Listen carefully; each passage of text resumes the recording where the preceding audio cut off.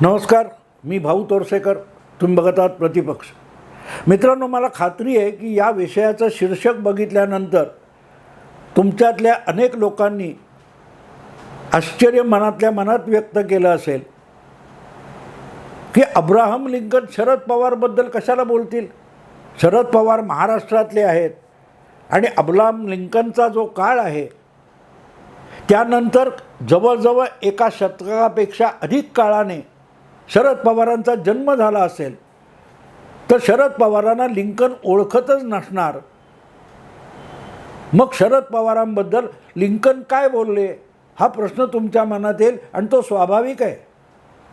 कारण लिंकन यांचा जन्म आणि जवळपास सगळी कारकीर्द ही 19व्या शतकातली आहे आणि शरद पवारांचा जन्मच 20व्या शतकातला आहे. मला वाटते 1938 साली शरद पवारांचा जन्म झाला आणि 1820 वगैरे कधीतरी अब्राहम लिंकन यांचा जन्म झाला. पण अब्राहम लिंकन यांचं एक प्रसिद्ध वचन आहे. तशी लिंकन असोत किंवा मोठमोठे लोक असतात, केनेडी किंवा आपले महात्मा गांधी, बुद्ध, या लोकांची, बाबासाहेब आंबेडकर यांची अनेक वचनं जी असतात, वक्तव्य जी असतात, ही सुविचार म्हणून लोक लिहून ठेवतात, वापरतात, कोट करतात. तर तसं एक लिंकनचं वचन आहे आणि ते शरद पवारांसारख्या माणसाविषयी आहे. लिंकनच्या काळात असा कोण होता शरद पवार हे मला माहिती नाही, पण लिंकनने जे वचन सांगितलेलं आहे ते जसंच्या तसं शरद पवारांचं वर्णन आहे असं म्हणावं लागतं. लिंकन म्हणतो की तुम्ही सर्व काळ काही लोकांना फसवू शकता.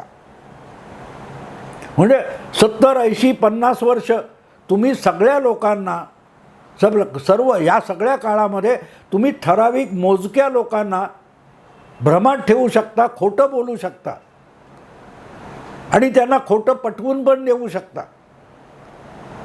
पण सगळ्या लोकांना काही काळ फसवता येतं. म्हणून तो म्हणतो you can fool all the people for some time, some of the people for all the time, but you cannot fool all the people all the times. म्हणजे तुम्ही काही काळ सर्व लोकांना फसवू शकता, सर्व लोकांना काही काळ फसवू शकता, पण तुम्ही सर्व काळ सर्व लोकांना उल्लू बनवू शकत नाही. आता हे जे वचन आहे त्यामध्ये जो आशय आहे तो आशय जर विचारात घेतला तर हे वचन गेल्या 60 वर्षात शरद पवार खेरीज दुसऱ्या कुठच्याही व्यक्तीला लागू होऊ शकत नाही. आपण कोणालाही कितीही फसवू शकतो.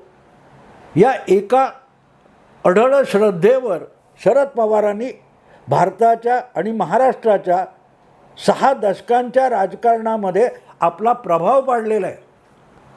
शरद पवार, मी एकदा म्हणजे 1990च्या सुमाराला मी एक लेख लिहिला होता.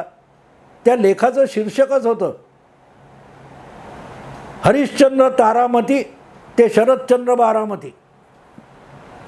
म्हणजे तो हरिश्चंद्राचा अवतार ज्याला म्हणतात ना, सत्यवादी हरिश्चंद्र, त्या हरिश्चंद्राची गोष्ट काय आहे तर त्याने स्वप्नामध्ये कुठच्या तरी साधू संन्याशाला आपलं राज्य दान करून टाकलं होतं आणि म्हणून तो जेव्हा स्वप्नात दिलं, वास्तवात नाही, शुद्धीत असताना नाही, जागा असताना नाही, हरिश्चंद्राने स्वप्नामध्ये जो साधू त्याला भेटला त्याला आपलं राज्य दान करून टाकलं होतं आणि जाग आल्यानंतर सकाळी तो साधू खरोखरच त्याच्या दारात उभा राहिला येऊन आणि म्हणाला, तू स्वप्नात मला राज्य दान केलेलं आहेस तर चल मला आता दान दे.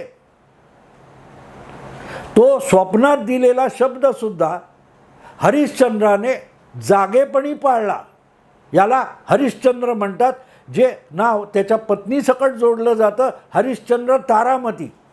योगायोगाने शरद पवार हे बारामतीचे आहेत आणि त्यांचं नाव शरदचंद्र आहे.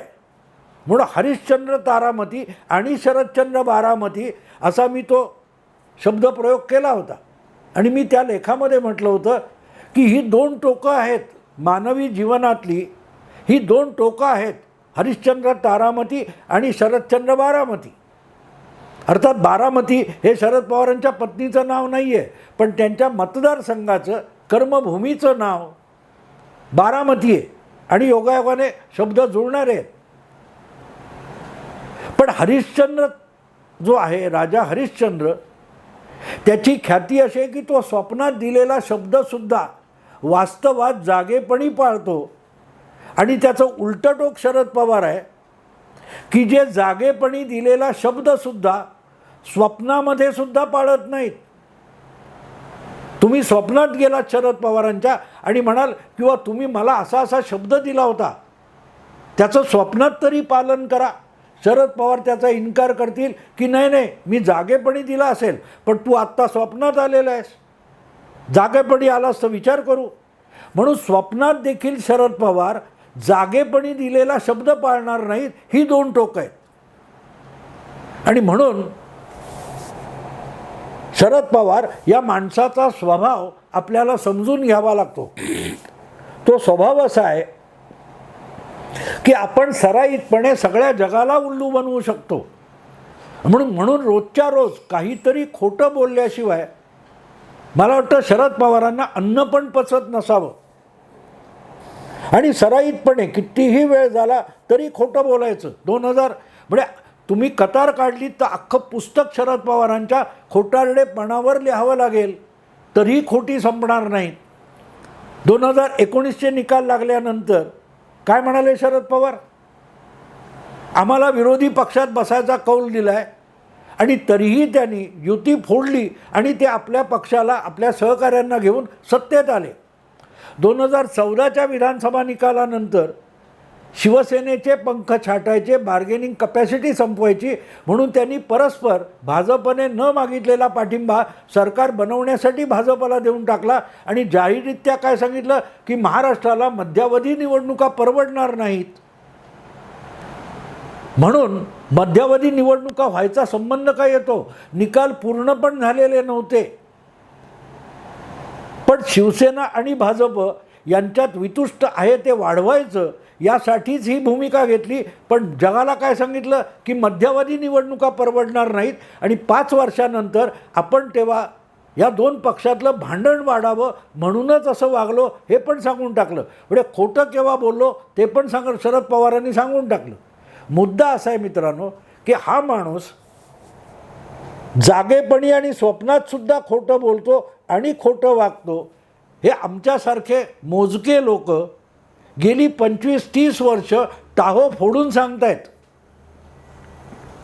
पण ज्या पत्रकारांनी आणि माध्यमांनी समाजाला शहाणं करायचं असतं त्या माध्यमांनाच विकत घेऊन आणि आपल्या जनानखान्यात कोंडून शरद पवार बेधडक आपला खोटेपणा म्हणजेच सत्य आहे हे जगाला पटवत राहिले. पण एक गोष्ट शरद पवार विसरले की लिंकनने त्यांचं भविष्य हे 100 वर्ष आधी सांगून ठेवलं होतं की तुम्ही काही काळ सर्वांना फसवू शकता, सर्वांना काही काळ फसवू शकता, पण सर्वांना सर्व काळ फसवू शकत नाही. आणि शरद पवार 6 दशकं नेमकं तेच करत आले. प्रत्येकाशी खोटं बोलायचं, प्रत्येकाला उल्लू बनवायचं, प्रत्येकाच्या मनात भ्रम निर्माण करायचा. पण एक गोष्ट पवार विसरले की अरे 6 दशकं हा फार मोठा कालखंड होतो आणि आपण ज्यांच्याशी खोटं बोलतोय ते कधी ना कधी एकमेकांना भेटतील आणि कधी ना कधी माध्यमांच्या खोटेपणालाही उघडं पाडून आपल्याला जगातला सर्वोच्च खोटारडा ठरवतील. हे सत्य पवार विसरले. म्हणूनच ते सलग खोटं बोलत राहिले आणि खोटं बोलता बोलता जगाशी खोटं बोलताना आपल्या परिवारात सुद्धा खोटं बोलत आणि खोटं वागत आले. अब्राहम लिंकन यांनी जे वचन सांगितलेलं आहे ते तंतोतंत आजवरच्या मानवी इतिहासामध्ये ज्याला लागू पडेल असा एकमेव माणूस मला दिसतो तो म्हणजे शरद पवार. आणि अब्राहम लिंकन यांनी आपल्या काकांविषयी हे 100 वर्षापूर्वी लिहून ठेवलं. हे बिचाऱ्या अजितदादांना माहिती नाही, पण तरी अजितदादांनी शुक्रवारी आपल्या पक्षाच्या म्हणजे त्यांचा जो आता राष्ट्रवादीचा गट आहे त्याचं रायगड जिल्ह्यात कर्जतला शिबिर होतं, त्यामध्ये हे सांगून टाकलं की माझ्या काकांविषयी 19व्या शतकात असा एक माणूस बारामतीमध्ये जन्माला येणार आहे, त्याचं वर्णन अब्राहम लिंकननी करून ठेवलं आहे. असंच अजितदादा बोलले. फक्त अब्राहम लिंकन किंवा भविष्यवाणी हे अजितदादांचे शब्द नाही, पण जे वर्णन अजितदादांनी आपल्या काकांचं केलं, काकांच्या राजकारणाचं केलं, काकांच्या खोटेपणाचं केलं, तोच आशय अब्राहम लिंकनच्या त्या शब्दात आलेला आहे. काही काळ सर्वांना फसवू शकता, सर्वांना काही काळ फसवू शकता, पण सर्वांना सर्व काळ फसवू शकत नाही. म्हणून दीर्घकाळ 30 वर्ष, 35 वर्ष, 40 वर्ष शरद पवारांचे जे निकटवर्ती मानले गेले, दिलीप वळसे पाटील असतील, छगन भुजबळ असतील, प्रफुल्ल पटेल असतील, घरातलेच अजितदादा असतील, या सगळ्यांनी त्या कर्जतच्या शिबिरामध्ये अब्राहम लिंकनच्या डोळ्यासमोर असलं वचन बोलताना कोण होता ते सांगून टाकलं की फक्त खोटं, फक्त खोटं. आणि यांच्या पवारांच्या खोट्यासाठी आम्ही प्रत्येक वेळेला तोंडघशी पडत गेलो. ज्या दिवशी गिरीश कुबेर लोकसत्तेचे संपादक आणि राजीव खांडेकर ABP माझाचे संपादक, या दोघांना आपल्या पुस्तक प्रकाशनासाठी चव्हाण सेंटरच्या हॉलमध्ये शरद पवारांनी बोलवलं होतं. तिथे आपण राजीनामा देणार हे अजितदादांना आधी सांगितलं होतं, पण दुसरीकडे जितेंद्र आव्हाड वगैरेंना आपण राजीनामा द्यायला लागल्यावर टाहो फोडून रडा हे पण सांगितलं होतं.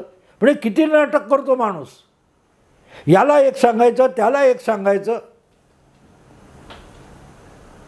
मग शेवटी एवढं सगळं होऊन सुप्रियाला अध्यक्ष करा, त्याला मान्यता देतो.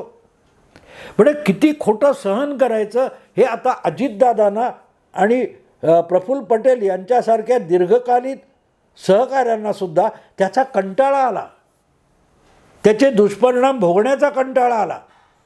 आपल्याला शरद पवार मुक्त व्हायचं आहे ही भूमिका त्यांना घ्यावी लागली. आणि 2 जुलैला अजितदादांनी सगळ्या राष्ट्रवादीच्या शरद पवारांच्या निकटवर्तीयांना जवळ घेऊन पक्ष सोडला किंवा शरद पवारांनाच दूर केलं.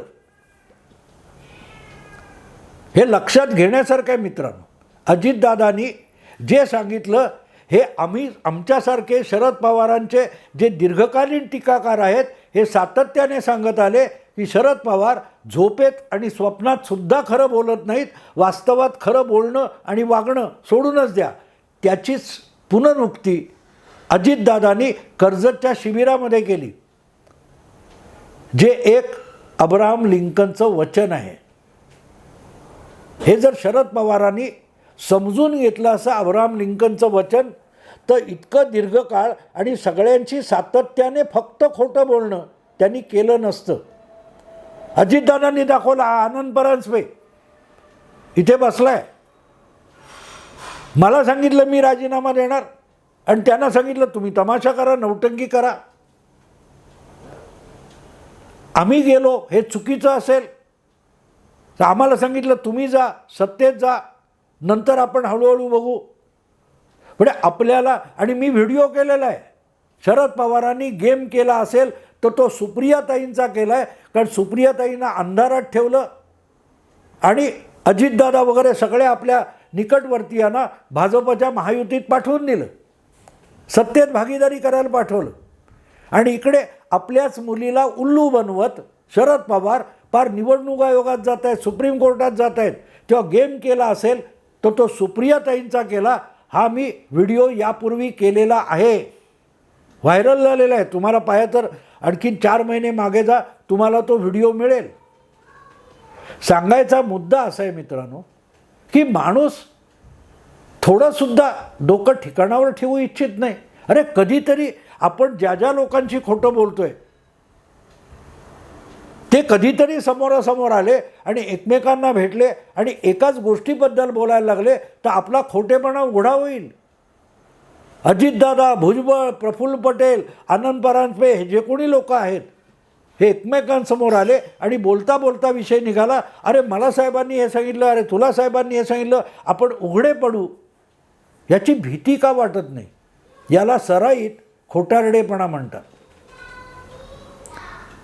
परत अजितदादांनी पुढे सांगितलं, जर आम्ही भाजपमध्ये जाणं चुकीचं होतं तर मग आम्हाला चव्हाण सेंटरला जुलै महिन्यात काय 17 वगैरे जुलैला बोलवलं कशाला?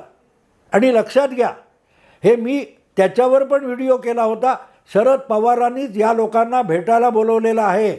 आधी सगळे मंत्री भेटले, दुसऱ्या दिवशी सगळे आमदार जाऊन भेटले. आणि लक्षात घ्या, ज्या दिवशी या आमदार वगैरे भेटले चव्हाण सेंटरमध्ये मोठ्या साहेबांना, शरद पवारांना, त्यावेळेला तिथे सुप्रियाताई नव्हत्या. आणि शरद पवार हे या भेटी घेत तिथे बसले. आणि त्याच वेळेला इंडी आघाडीची बंगलोरमध्ये बैठक होती. बंगलोरमध्ये शरद पवार जाणार होते. ते बंगलोरला जायचं सोडून चव्हाण सेंटरला बसले आणि फुटलेल्या सगळ्या आमदारांना भेटले.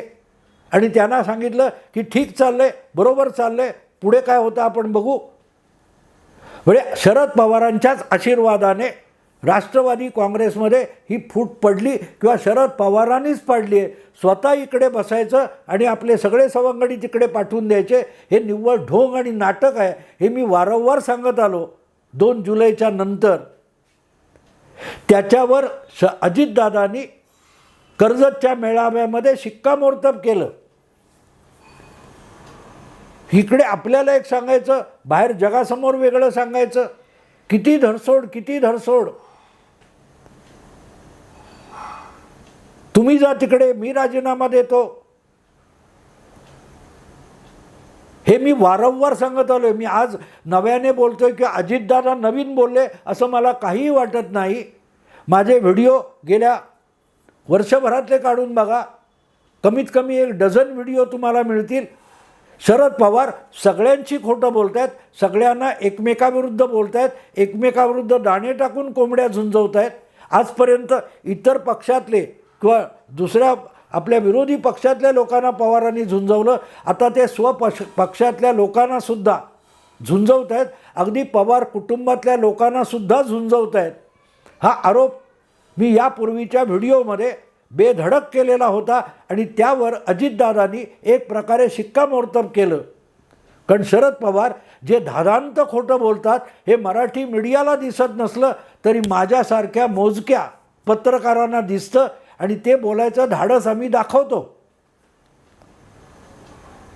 अजितदादांनी आमच्या या आरोपावर एक प्रकारे शिक्कामोर्तब केलं. फक्त बोलले नाहीत की भाऊ तोरसेकरचं म्हणणं खरं आहे, एवढंच अजितदादांनी बोलायचं शिल्लक ठेवलं.